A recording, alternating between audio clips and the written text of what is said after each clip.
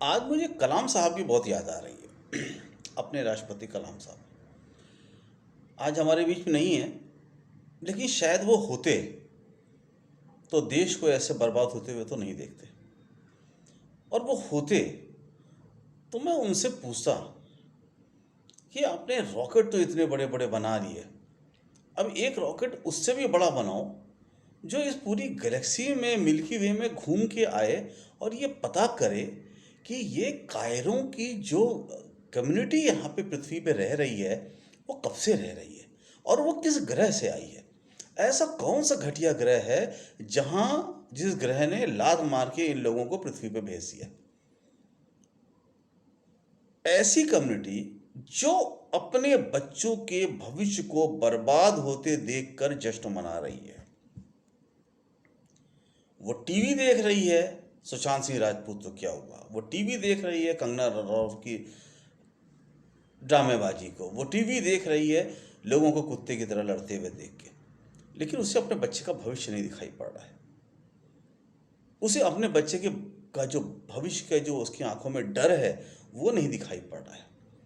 उसको अपनी ही नौकरी का जो खतरा है वो दिखाई नहीं पड़ रहा है।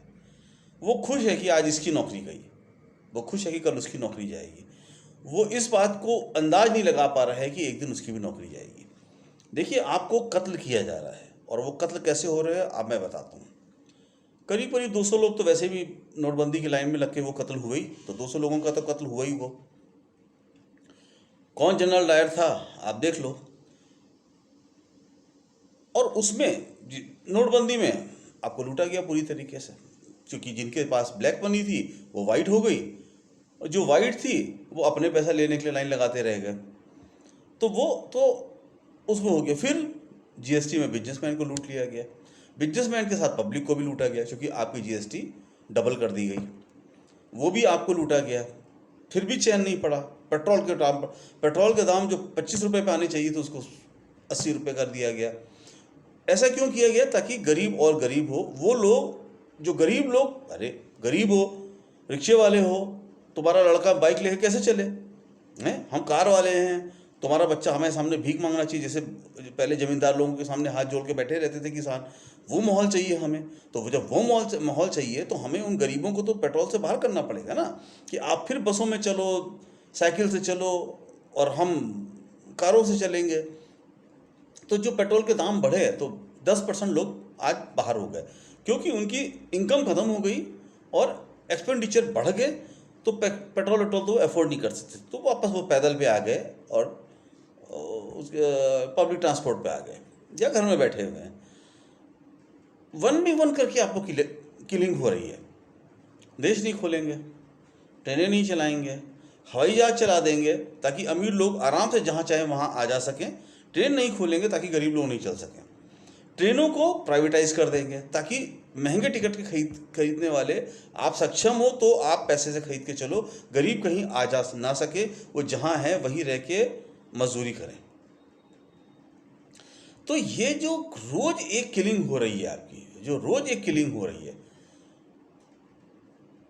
वो जो आप देख रहे हो और चुप हो गए, फिर आपका देश जो बेचा जा रहा है, प्रॉफिटेबल ऑर्गेनाइजेशन बेचे जा रहे हैं। देखिए, जो पीएसयू जो है वो पब्लिक सेक्टर अंडरटेकिंग या जो गवर्नमेंट का ऑर्गेनाइजेशन है वो क्या है, ये जो देश है, देश की आंख नाक कान दिमाग है, वो उसकी नॉलेज बेस है। अगर किसी आदमी से उसकी नॉलेज खत्म हो जाती है, उसकी मस्तिष्क खत्म हो जाता है, तो क्या होता है? मंद बुद्धि कहलाता है। तो देश को मंद बुद्धि पागल बनाया जा रहा है जानबूझ के। क्यों? आपका दिमाग एचएएल ले लेंगे, इसरो ले लेंगे,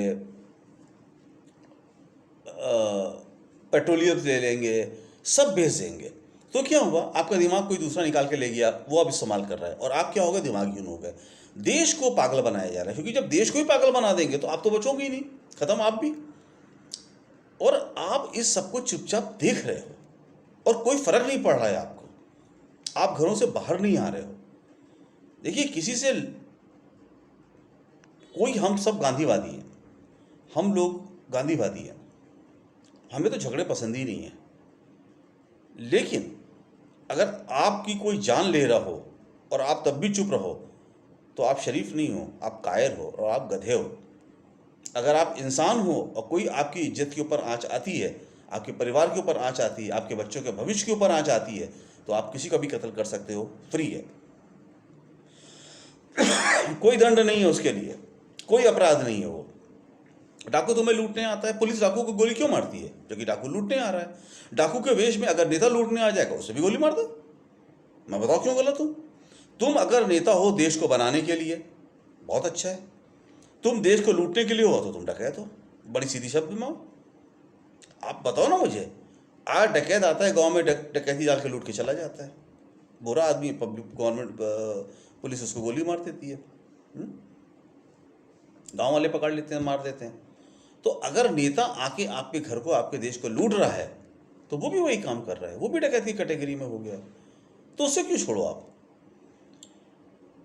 नेता का मतलब होता है देश का नेतृत्व करने वाला, देश को बेचने वाला नहीं। बेचने वाला क्या हुआ? वो तो डके लूटने वाला हो गया वो तो। भाई देखो, आप मुझसे देश नहीं चल रहा है, मैं छोड़ दूंगा भाई, मैं नहीं चला पा रहा हूँ, सॉरी, आपने पर भरोसा किया, लेकिन मेरे अंदर काबिलियत नहीं है।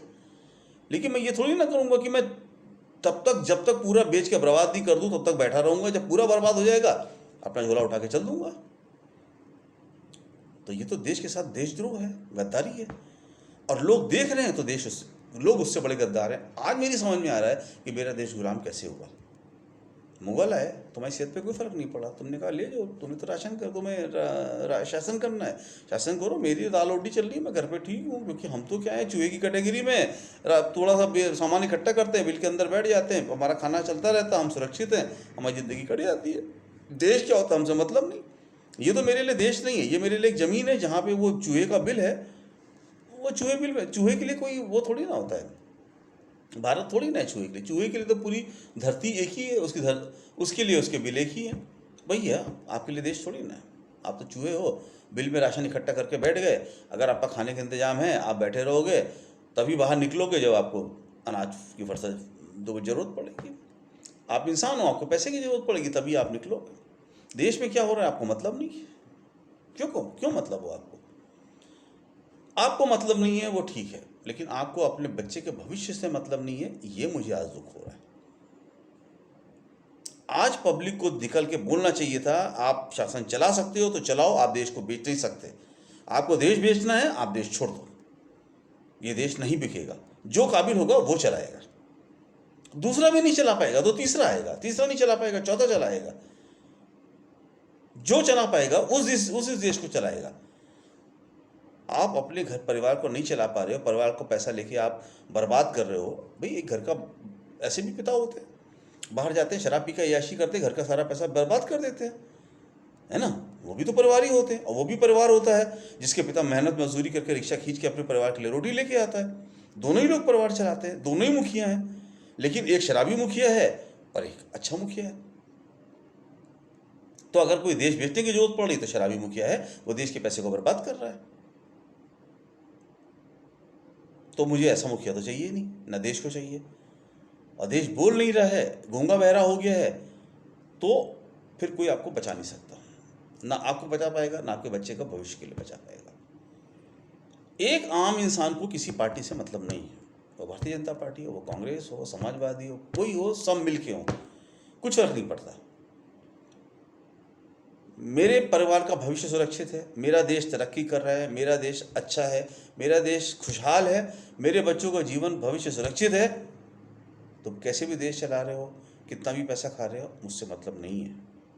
क्योंकि तुम देश चला तो रहे हो, देश आगे बढ़ रहा है, भले ही दौड़ ना रहा हो, लेकिन एक ही एक कदम आगे बढ़ रहा हो, लेकिन बढ़ रहा है। क्योंकि देश आगे बढ़ रहा है, एक ही कदम सही, लेकिन तुमने एक कदम रोक के और देश को पीछे गर्त की तरफ ले जा रहे हो, तो किसी भी हालत में तुम्हें क्षमा करने के योग्य नहीं हो। और बहुत दुख की बात है कि पब्लिक भी चुप है, और पब्लिक तब तक चुप रहेगी जब तक उसका एक लिमिट नहीं होगी। एक लिमिट के बाद ही ये पब्लिक बोलेगी, और जब बोलेगी तो आज जो तुम लोग लूट रहे हो, 5-7 साल लूटे हो, 5-7 साल हो सकता है और लूट लो, अगर पब्लिक ऐसी बेवकूफ़ बन के बनी रही। लेकिन एक दिन आएगा जो तुम सोचोगे मैंने 10 साल की लालच में अपने जीवन क्यों गंवा दिया। ये तुम्हें सोचना पड़ेगा, याद रखना। Thank you.